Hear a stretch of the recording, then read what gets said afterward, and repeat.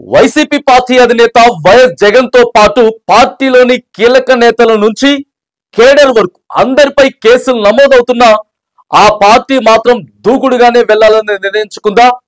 పర్యటనలు పరామర్శల పేరిట అధినేత జగన్ వారానికో ప్రాంతానికి వెళ్లడం, అక్కడ కేసులు నమోదు కావడం, మరోవైపు కీలక నేతలపై వరుస కేసుల ఎపిసోడ్స్ నమోదవుతున్నా తగ్గేదే లేదు అన్నట్లుగా వ్యవహరిస్తున్నారా?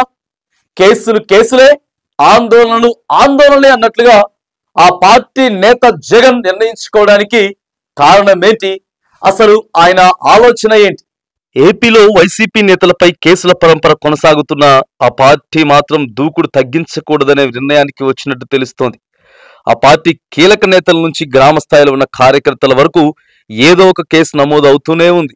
వైసీపీ కీలక నేత పింగళి రామకృష్ణారెడ్డితో మొదలుకొని ఆ పార్టీ అధినేత జగన్ వరకు ముఖ్య నేతలందరిపై కేసులు నమోదయ్యాయి. వైసీపీ నేతల సానుభూతి పర్ల పైన ఫైర్ అయ్యాయి. వైసీపీలో ఎవరిపై కేసులు లేవని వెతుక్కోవాల్సిన పరిస్థితి ఏర్పడింది. సరిగ్గా ఇలాంటి పరిస్థితుల్లోనే పార్టీ విస్తృత స్థాయి సమావేశం నిర్వహించిన జగన్ కీలక నిర్ణయం తీసుకున్నారు. కూటమి సర్కారుపై దూకుడుగానే వెళ్లాలని డిసైడ్ అయ్యారు.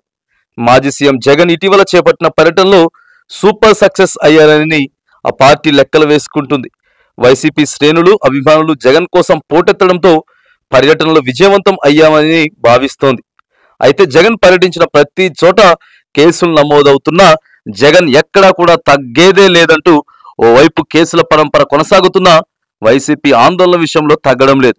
ఆ పార్టీ ఆధ్వర్యంలో నిర్వహించిన వెన్నుపోటు దినం విజయవంతమైంది.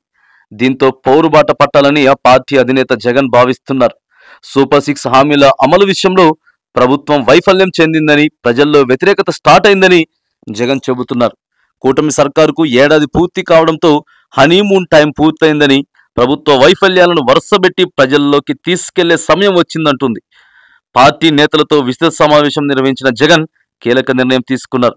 చంద్రబాబు సర్కారుపై దండయాత్ర ప్రకటించారు. రీపోలింగ్ చంద్రబాబు మేనిఫెస్టో పేరుతో చంద్రబాబు మేనిఫెస్టోలోని ప్రజల్లోకి గుర్తొచ్చేలా 5 వారాల కార్యక్రమానికి శ్రీకారం చుట్టారు వైఎస్ జగన్. వరుస కేసులతో వైసీపీ నేతలను ఇరుకును పెట్టేందుకు చూస్తున్న కూటమి ప్రభుత్వంపై 5 వారాల పాటు వైసీపీ శ్రేణులు నిర్వహించాల్సిన కార్యాచరణ ప్రకటించారు. బాబు షూరిటీ, మోసం గ్యారంటీ అంటూ ఎన్నికల ముందు చంద్రబాబు ఇచ్చిన హామీలను అమలు చేయకపోవడాన్ని ప్రజల్లోకి తీసుకువెళ్లనున్నారు.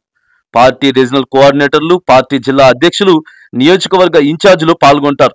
ప్రజలతోనే QR కోడ్ స్కాన్ చేయించి వారు ఎంత నష్టపోయారో వివరించనున్నారు. వైసీపీ ఆందోళనలో ఆ పార్టీకి లాభిస్తాయా? రానున్న రోజుల్లో పరిణామాలు ఎలా మారబోతున్నాయనేది మాత్రం వేచి చూడాలి.